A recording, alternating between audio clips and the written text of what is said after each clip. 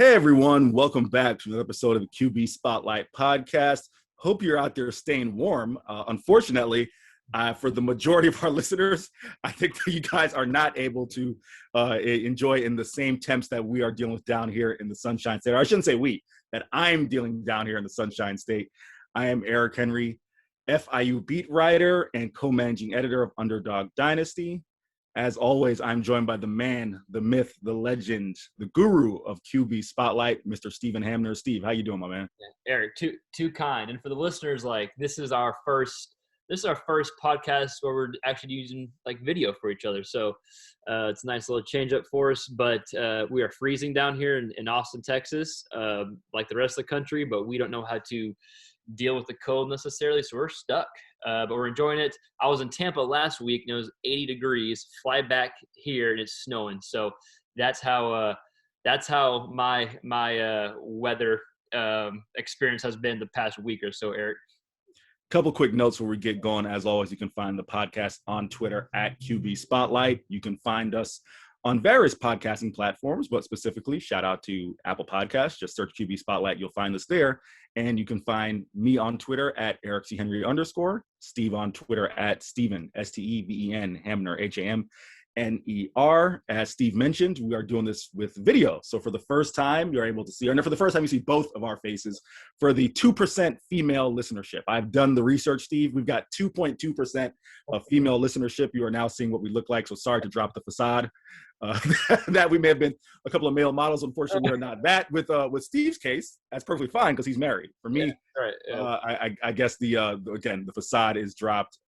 You mentioned really quick, man, before we jump into the quarterbacks, man, in Texas. You've been saying on this podcast for a while that you're trying to get me out to God's country.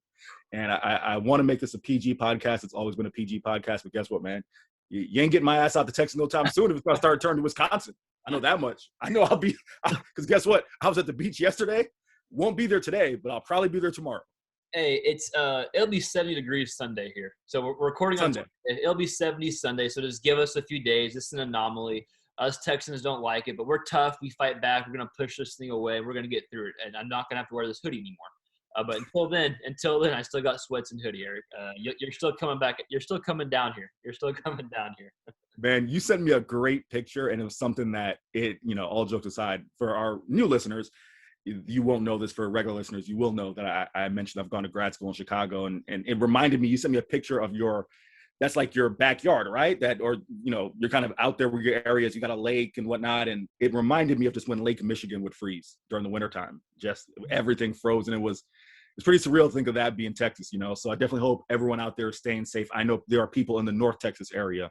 Not sure about other areas of Texas, but I know for a fact, I saw Chris Vanini of The Athletic tweet out that there are people in the North Texas area. He's out there in the Dallas-Fort Worth area who have been without power for several hours now. And being in the cold without power is not a fun deal. So hopefully everyone's out there staying safe. Yeah. But in the meantime, without further ado, we're going to get you to what you come to us for, and that is Group of 5 quarterback talk. Got a couple great names out here we want to talk about, a couple intriguing names. Let's start with a guy who we have talked about a lot on this podcast, especially, with both of us being huge fans of CUSA, and of course, me covering Conference USA. The former Louisiana Tech, former Southern Miss quarterback, now at Mississippi State, Mr. Jack Abraham. Steve, take it away. Yeah, so this is one that initially I think surprised me. I don't know if it surprised you whenever we found out he was going from Southern Miss to Mississippi State. Just for the fact, he's a 3-year starter at Southern Miss, has, all the experience in the world, over 7,000 yards passing, close to 50 total touchdowns.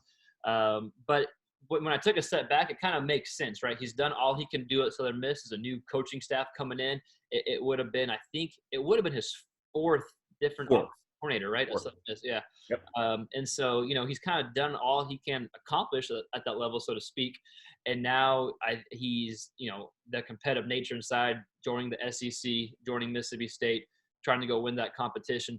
I think it's kind of exciting for, CUSA fans. If I was a Southern Miss fan, I would be excited to see him go potentially win that job and do well in the SEC. I think he brings a lot of good stuff to the table, which I know we'll get into. But I'm interested to see and definitely hear your take on it, just, because you've talked to people in the media and you've talked to kind of people that have like the nuts and bolts of everything. So I'm interested to see your take on, before we dive into his qualities as quarterback and what he brings to Mississippi State, I'm interested to see kind of what, the talk was and kind of what people thought when he initially was decided to transfer. Well, I don't think too many people were surprised that he chose to transfer because of the fact that he has transferred before from Tech to Southern Miss. And then also, there's no two ways to put it. The Southern Miss situation was, I don't want to say it was dicey coming into the year, but it was definitely a situation where, Southern Miss fans were growing a little bit impatient, right? That's a program that they are one of the historical like stalwarts of CUSA, right? Before the new incarnation with the FIUs, FAUs, Charlottes, and all those other programs they brought in, Southern Miss has been a CUSA, mainstay for a while. And with that, the Southern Misses and Marshalls and programs like that, they expect to kind of be at the top of CUSA, right? They don't want to see these newer programs that are coming in and leapfrogging them. And I think that was some of the frustration there with the former head coach. Of course, I was going to draw a blank there. Jay Hobson, almost a Jack Abraham. Jay Hobson, the former head coach there. There was some frustration that he couldn't kind of get over that 7-win mark, right? That there were teams that were very talented. And as you see, guys like Quez Watkins are in the NFL. Tim Jones is another guy who's going to get some definite NFL looks, on the offensive side. They had plenty of either NFL or those like, kind of borderline fringe pro players.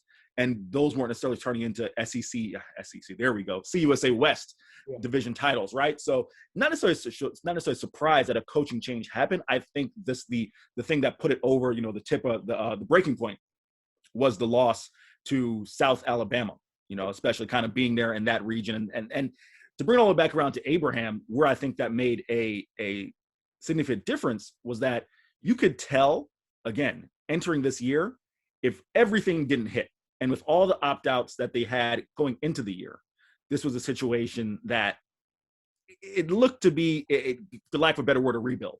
And I don't blame Jack Abraham for saying, hey, I'm going to go, especially with this year not counting towards your eligibility, saying, hey, I'm going to go and find a home for me.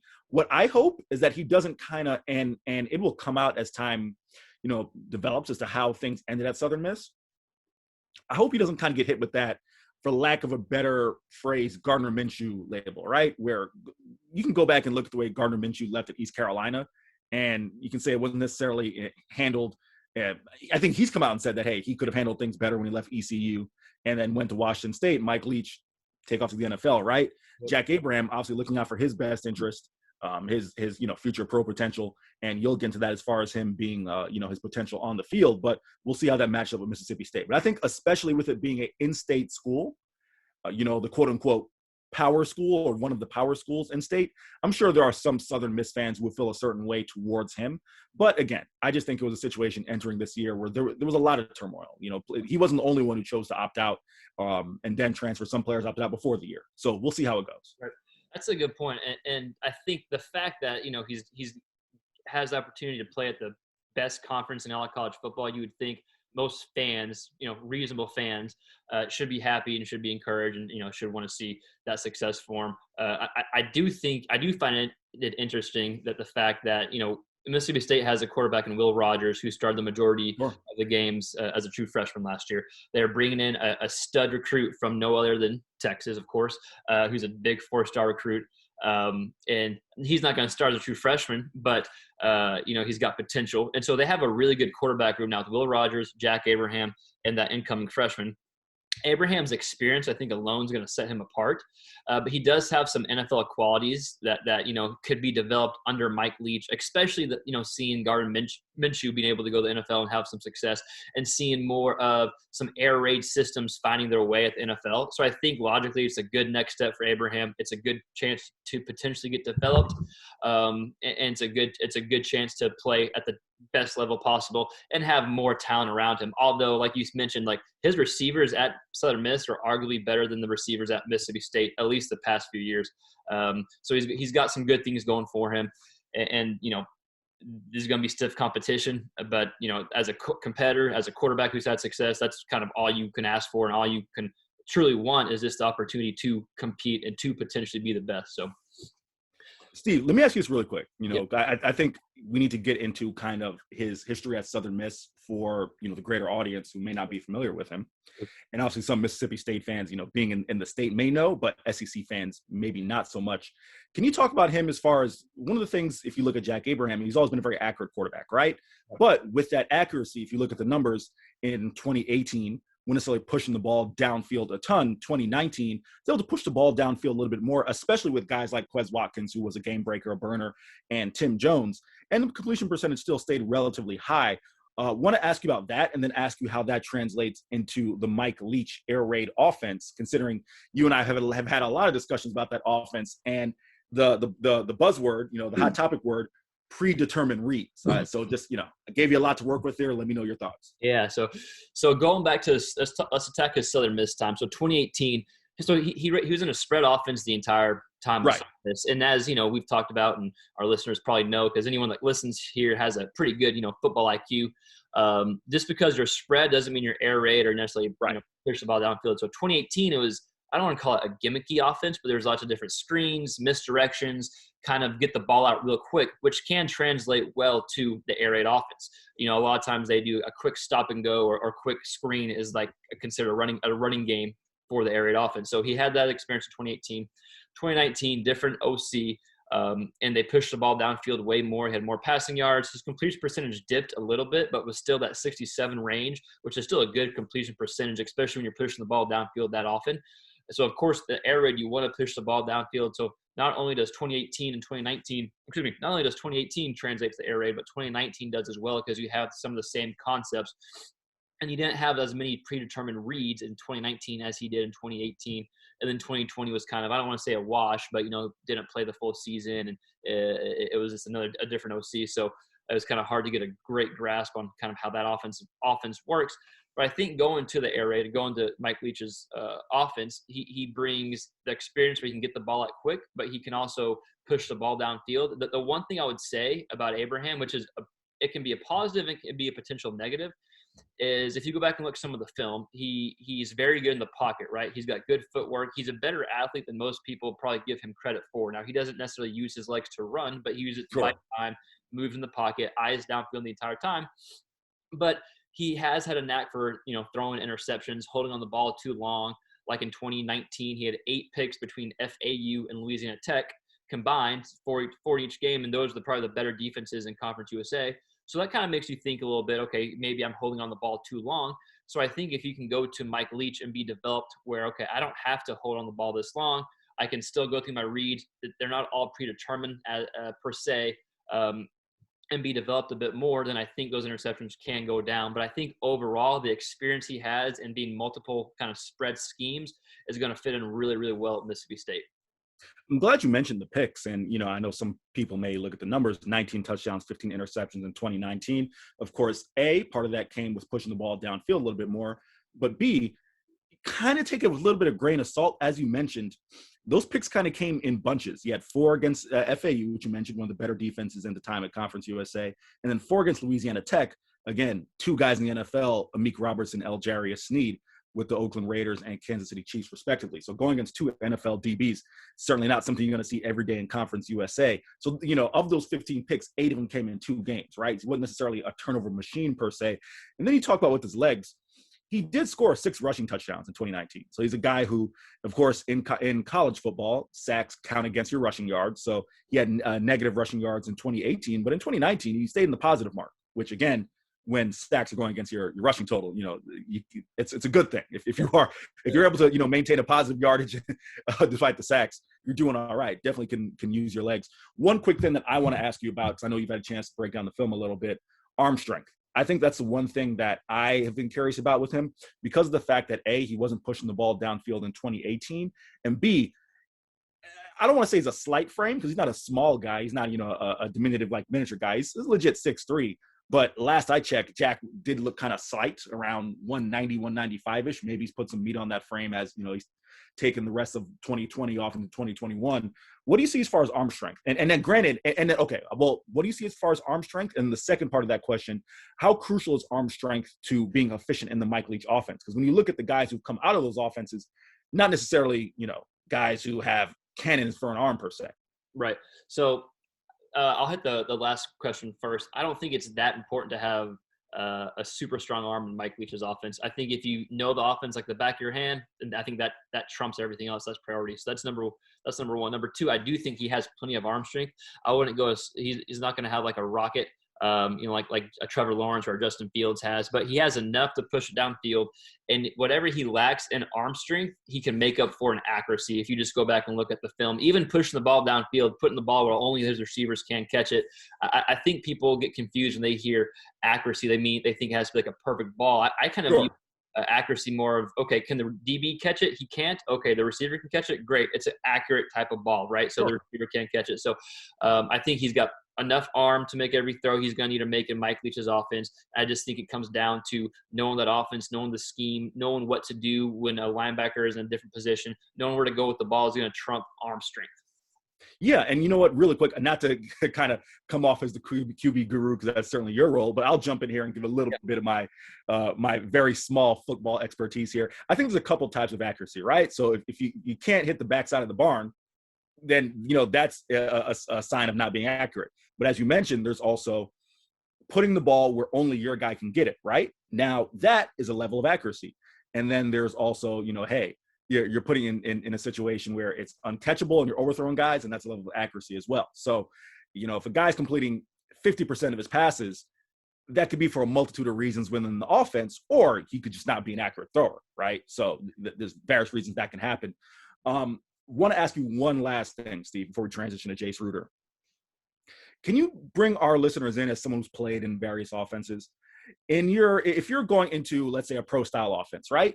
You know, you're going to have certain routes, certain throws you're going to have to make, right? Like, for example, you know, maybe in a more traditional pro style offense, you're going to need to hit that, you know, if a guy's run that deep dig, right? You know, you got to be able to put it on him and where only that guy can get it. What are some of the throws in the air raid offense that are you know, just have to make throws from what your experience and what you've seen?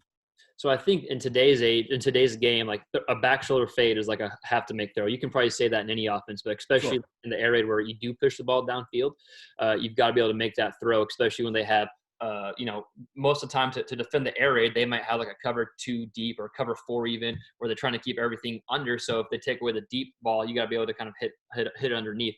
And then most of the air raid, depending on how many option routes they have, option routes meaning, you know. I was going to say, can you explain that really quick for listeners so they know? Yeah. If I'm a slot receiver and I have an option route, like let's say you have what's called an umbrella, and I'm looking at the safety. An umbrella means, okay, depending what the safety does, I can run a seam, I can run a post, corner, dig, out. So I have an umbrella of options to throw. So I don't think it's necessarily what throws are most important in the air raid. I think it's what reads are going to be most important in getting the ball out quick. And so there's not a specific throw, I don't think, in Mike Leach's offense. But I think there'll be some specific reads that may sound complex, but are, you know, really pretty easy to determine. Usually it's like a one defender read. It's like, for example, if I have a slot receiver and I have a running back, and we know that, you know, we're matched up in man, a blitzer's coming, I'm reading that linebacker. If that linebacker takes the running back doing a quick swing or a quick little out route, then I'm throwing to my slot receiver doing a quick hitch. If the linebacker is taking that receiver doing the hitch, I'm dumping it quick out to the running back. So just basic reads like that, but it can also be complex where you have those umbrella type reads. And that's where, you know, being on the same page as your receiver is going to be so important. We'll save, you know, a little more X's and O's for future podcasts. I definitely have one more question about, you know, your short, medium, and your intermediate, your shallow and your deep routes, as far as in that offense, but we'll come back to that a little later on. We'll transition to Jace Ruder. Want to get your thoughts on him. Definitely an interesting situation at North Texas, where Jason Bean was splitting time with Austin Ani last year. He chose to transfer out. We talked about Bean on a previous podcast, a very dynamic athlete who really, you know, coming out of high school, maybe didn't get the attention he deserved, but I think after this year showed that he can be a legit dual threat, legit track speed. So we'll see where his future lands. As far as Austin Ani, we'll have to see what the former New York Yankees farmhand, the former Yankees third baseman, what he'll be able to do coming back. I believe he is 28 years old entering this year, if my memory serves me correct. Had a solid year last year, even though he split time. But coming in, Jace Ruder, very talented coming out of high school. We'll have to see where that QB battle plays out. But just what do you see on Reuter? What do you think he can bring to that Seth Luttrell offense as they're finally looking to fully replace Mason Fine, former, North Texas standout? Yeah, it's funny. I think, and you'd probably agree, because you interact with a lot of UNT fans, and being in Texas, I interact with several of them. It's funny how, like, when you have a quarterback like Mason Fine, who was a stud for several years, you get so spoiled to that position. And then when there's like just a little bit of a drop off, it's like oh my gosh, what's going on? But I think the biggest thing with Reuter is obviously there's really no film on him from college. You have a few plays here and there from the past few years. But I think if you go back and look at his high school film, he was the best athlete on the field, over 1,000 yards rushing and passing his senior year. Definitely a dual threat guy. He played defense in high school as well. So there you go. Sure. It speaks to his athleticism. So I think and based off that film, he showed the tools to potentially be developed and be a good quarterback. He had offers from several big time schools, from Baylor. Let's see, I got a list: Iowa, Penn State, Florida State, Ole Miss. And so he had a bunch of big time offers, chose UNC, and then, lost the quarterback competition to Sam Howell, who is probably going to be a first round pick. So I think that alone, the fact that he was in competition up till, throughout camp in 2019, lost to Sam Howell, even though, he obviously wanted to win the battle. It's not necessarily a bad thing that he lost out to a future first round pick, most likely. So I think the competition is wide open with him and Austin Ani. Obviously, if you talk to a lot of UNT fans and people that have, ears to the ground, so to speak, they probably are thinking Reuter's the favorite to win, and I probably would agree off the top of my head. But I think the fact that he's got so many tools to develop. He does have a strong arm. He's a good athlete, and he brings a lot to the table. I think that alone is something that is going to excite the fan base, but also make the quarterback room better, even though they lost Jason Bean. Let me ask you this. When you look at North Texas' offense, right, and of course we got to ask, the first and foremost question, what type of fit do you believe he can be in that offense? And secondly, how does that offense compare to maybe what he ran in college at UNC, or more specifically with more majority of his film, what he ran in high school? Yeah, so in high school, he was like, I don't know if I think he passed for more yards than he ran, but it was only like a couple hundred. Like he was like their center guy, right? And a lot of the offense was around him running the ball, which is going to be different at North Texas, right? You want to get the ball out quick. You want to push it downfield, get the ball out quick, kind of do some set up the deep ball, right? We're going to short here, set up the deep ball, push it downfield some. I think UNT actually did a decent job last year pushing the ball downfield, but it was the kind of the short to intermediate plays that they kind of lack to keep the drive going, the consistency. So I think with Jace Ruder, if he can come in and learn that offense, I don't know how they view his running ability. I don't know if they're going to put that into some of the offensive game plan or the offensive scheme. They did some with Jason Bean last year, so I would imagine that they can with Ruder. But while Ruder doesn't have the speed that Bean has, he's still going to be a capable runner, especially in Conference USA. And he probably has a better arm and probably has a better feel and better touch in his passes than what they had last year at the position. So I think like what UNT did last year, where they tried to make Bean and Ani fit the position, where they had more running plays than they had with Mason Fine. I think they can have that this year with Reuter, but have more success and more like a higher completion percentage. That's what they really lack, that completion percentage, keeping drives consistent. When you look at Mason Fine's numbers, and I just want to pull these up really quickly, obviously everyone knows about his, prolific numbers as a passer, over 12,000 yards, 12,505 yards to be exact during his 4 years in North Texas, 93 TDs, 34 picks. But people don't realize, again, sack yardage will be accounted in when you're in the college game, but 325 carries in his career, for Mason Fine. So obviously someone who, while not necessarily considered a scrambler, a runner per se, someone who, if you need to get out of the pocket, may pick up a few yards here or there, that is something that may need to happen. It's not to say that Austin Ani can't. I mean, you're obviously a tremendous athlete if you've played two sports. So let's essentially maybe not, you wasn't the third baseman at Yankee Stadium, but a third baseman in the minor leagues, Steve, in your professional life, it takes a certain amount of talent to be able to do that, right? So he obviously is someone who can use his legs. So we'll see what happens with Jace Ruder as well. Steve, really quick, before we transition into our last guy, I want to ask you one more thing about the North Texas quarterback situation there. You mentioned the inability for really just the short and intermediate game, right?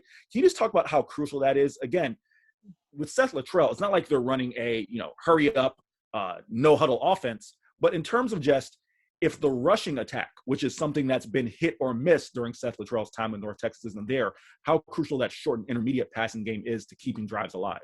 I think it's huge, especially in like third and medium, 3rd and 5, 3rd and 6. Like you can't just chunk the ball downfield the whole time.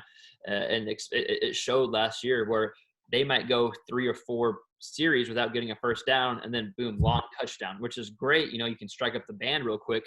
But I think what gets missed out is you can still have a successful drive even if you don't score points necessarily. I know that's kind of like a counterintuitive thought process, but if I can put 2 to 3 first downs together, get from the 20, my own 20 to the 50 or to opponent's 45, I've just transitioned. I've just kind of I've transitioned the field position.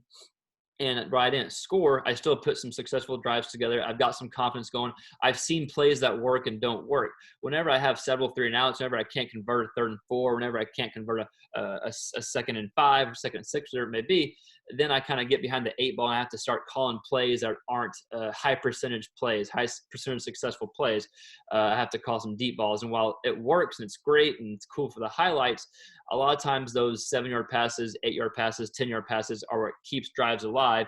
And so if that's what keeps drives alive, but I can't convert that, then a lot of my drives are not going to be kept alive, right? And so I think that's something that's just like repetitive, getting the receivers and quarterbacks on the same page, right? Anyone can go out and throw a deep ball to a good athlete. He can make a play. But can you be on the same page on a 5-yard out, 3-yard slant, whatever it may be? That's kind of a different story. And Steve, really quick, just a point that you're making there. When you don't have Jalen Darden anymore, you can't get bailed out on 3rd and 8, right? Just toss up to a guy who's probably going to be an NFL receiver coming up this year. So the final quarterback we're going to talk about is Tee Webb for the Southern Miss fans who are around. We've told you about your former quarterback. I'm going to tell you got a guy who could potentially be your future quarterback. Makes the transition from Louisville to Southern Miss and Hattiesburg. Former 3-star prospect. Want to get your thoughts on Tee Webb. Take it away, Steve. Yeah, so Tee Webb, similar to Reuter, even though he's a few years younger. He's a freshman this year at Louisville, signed for the 2020 class. Excuse me. Like Eric said, 3-star, like the 86-ish range, according to 24/7 Sports. Had offers from Georgia Tech, Miami, Temple. So a good athlete, a good quarterback out of high school. No film from college, though. So based off his film for high school, which we were able to go over, he showed a good arm, very smooth delivery. He's polished in the pocket, and he showed enough athleticism to run when he needed to. It wasn't like the center of his game like Reuter's was in high school, but he has enough ability. He actually reminded me of a less athletic Michael Pratt, but a better arm, better polished as a quarterback. And the reason Michael Pratt is just because of Will Hall, who was the offensive coordinator at Tulane the past few years, and Michael Pratt being the quarterback last year for Tulane, who had a good amount of success, was probably the surprise of all quarterbacks in the American Athletics. So I think that Tee Webb's going to be a good fit for Will Hall's offense. It's interesting because this is the second quarterback. This is the second year in a row they've had a quarterback from the transfer portal. Last year they got Trey Lowe, I believe Trey Lowe from West Virginia, who actually has similar qualities that Tee Webb has as well, but it's probably a better athlete. But had some success last year, and whenever they beat FAU, had a good game. The score is like 45-31. I remember that game so well because I bet the under, and that did not hit. For y'all who don't know, Eric is not a betting man. I happen to maybe have a problem. But anyways, I think that he adds to the quarterback room. You needed to replace Jack Abraham, not just as a starter, but you need to have some quality depth there. And so regardless who wins the competition, Tee Webb, Trey Lowe, or someone else, I think Tee Webb does fit Will Hall's offensive system. And I think that the room is better because he has transferred there.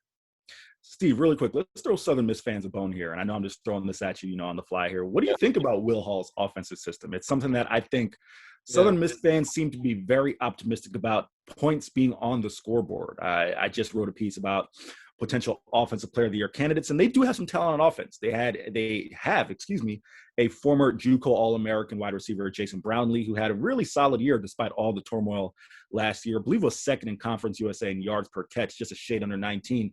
And then, of course, We will be hearing the name Frank Gore for years to come, because if you thought you were done when Frank Gore Sr. retires, Frank Gore Jr. had an excellent freshman year at Southern Miss. He plays just like his dad, similar size and everything. So they have some talent on offense. But just as far as that Will Hall offensive scheme, just what do you see? Let's throw, Golden Eagle fans a bone here. Yeah, so the offense is, if you look at it, so the past few years, if you go back to Tulane had Justin McMillan as their starting quarterback for the majority of 2019. And then Michael Pratt for 2020. He started the majority of the games. And when Michael Pratt took over offensively, they were head and shoulders better. And what I think the Tulane offense kind of looks like, it's not an option attack, but you have a lot of option schemes in it. You have a lot of RPOs in it, but you also have just traditional option attacks where I'm running the option. If I'm the quarterback, I'm running towards the defensive end. If I see his numbers, I'm pitching it. If I don't see his numbers, I'm keeping it. So you have some traditional option schemes that come with it. So you want a quarterback that can move around. He doesn't have to be like a dynamic athlete necessarily. Like Michael Pratt is by no means a dynamic athlete, but he's capable as a runner and he can use his legs. And that's why he was successful at Tulane. Just like Justin McMillan was, and they are both good enough passers.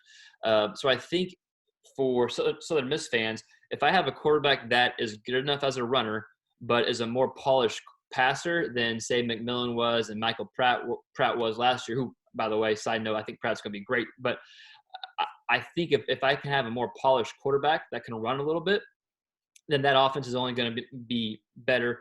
They do push the ball downfield more than what people would probably think in that type of offense, but it definitely goes off option-type schemes. They have RPOs-type schemes, and so you want the quarterback to at least have some type of threat that he's going to be able to run the ball.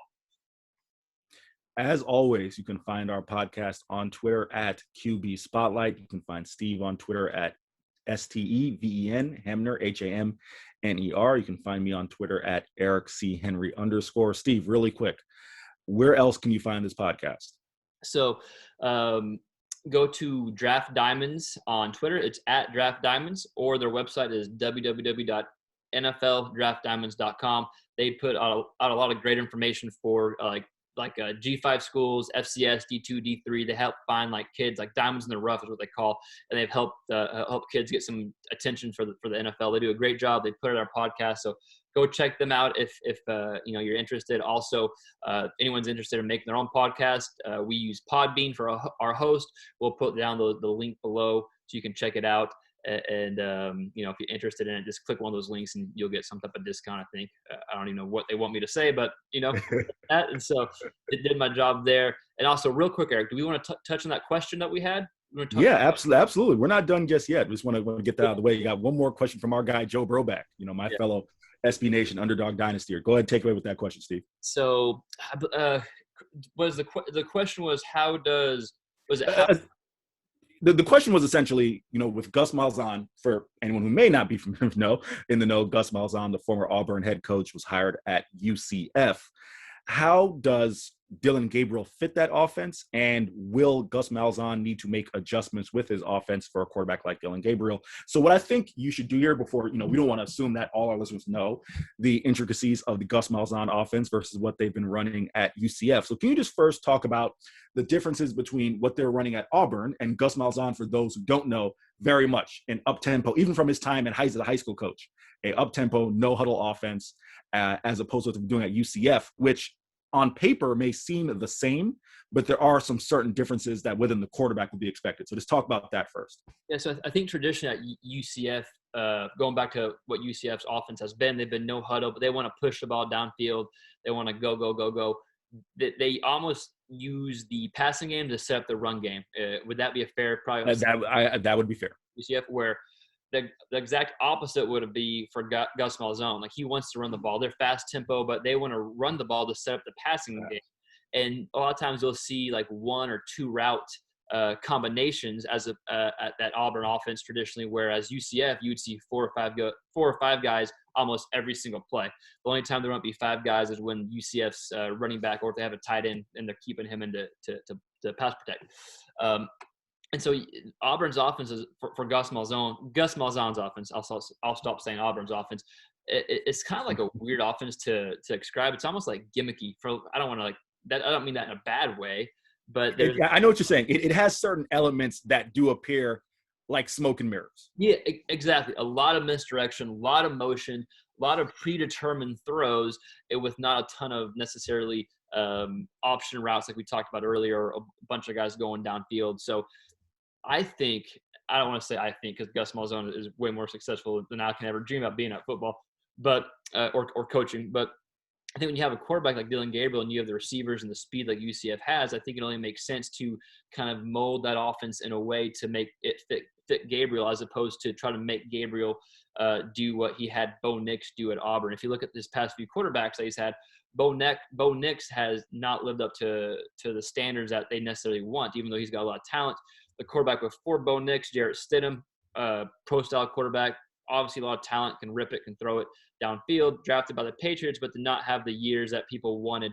But I think that's because of the offensive system, not necessarily because of their lack of talent. So I think going to UCF and you have potentially the best quarterback in American, if not the best, one of the best, I don't think you want to limit his approach and limit his ability, which Malzahn's a smart guy. I wouldn't imagine he does that.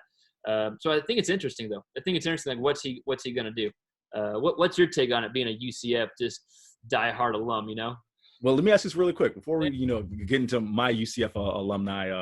Let me ask you this: what do you see from Dillon Gabriel? Do you think, in terms of just his style as a passer, obviously a tremendous passer. I mean, he's someone who, to be, if you take a look at it, he may even be, quote unquote, a more accomplished passer than McKenzie Milton. Now, McKenzie Milton was a special type of player. Yeah. And I shouldn't say was, he's making his comeback at Florida State, but was a special type of playmaker, whether it was as a runner, where Gabriel might not be as dynamic, but Dillon Gabriel, in terms of accuracy, might be one of the top 5 most accurate quarterbacks in the nation. But just what do you think you see from him as a quarterback? I'm biased, not necessarily as a UCF alum, but as a fan of G5 football. Yeah. I think Dillon Gabriel's as good as any quarterback Gus Malzahn's had at Auburn, if not better.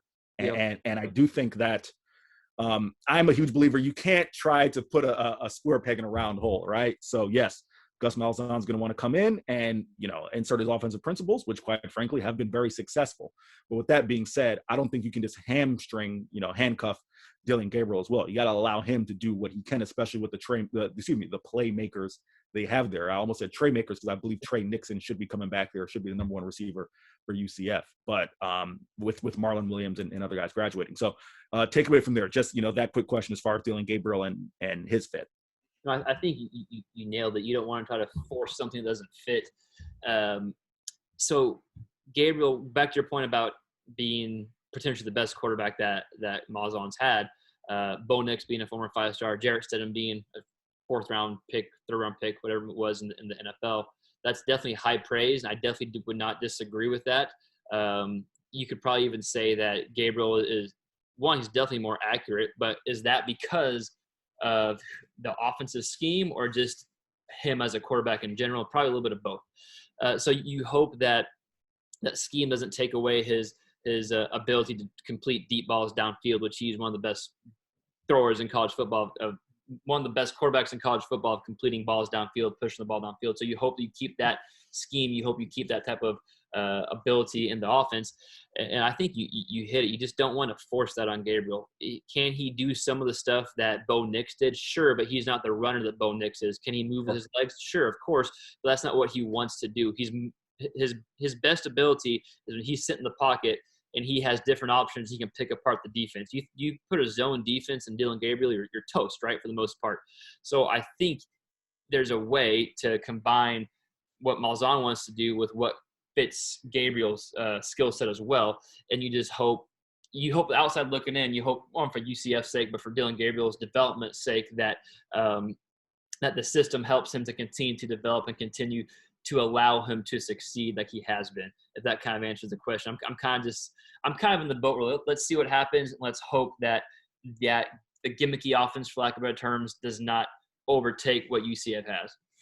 Sure. And really quick, Trey Nixon did declare for the NFL draft, so it's going to be Flash Robinson. Jalen Robinson, the former Oklahoma transfer, should be the number 1 guy for UCF. But yeah, Broback, thank you for that question. We got to get you on the pod as soon as possible. We'll make our schedules work out and get Joe's a take. He is a very much a savant to G5 football himself, so got to get him on. Thank you, everyone, for listening. As always, the only way this podcast can grow is by leaving us reviews. So whether it's Podbean, iTunes, YouTube, Steve's got the YouTube page as well going. QB Spotlight, correct? At QB Spotlight on YouTube. We got it. Yep. So you can get further detailed breakdowns on the three guys we talked about today, as well as past quarterbacks we've talked about as well. So leave reviews there as well and suggestions. Who you want to hear from, let us know. We'll make it happen. Thank you for listening. Everyone stay safe out there. Happy football watching, and football will be right around the corner, almost springtime. So spring football on the way. Some of these quarterback battles we'll get into. Happy football watching, and thank you for listening, everybody.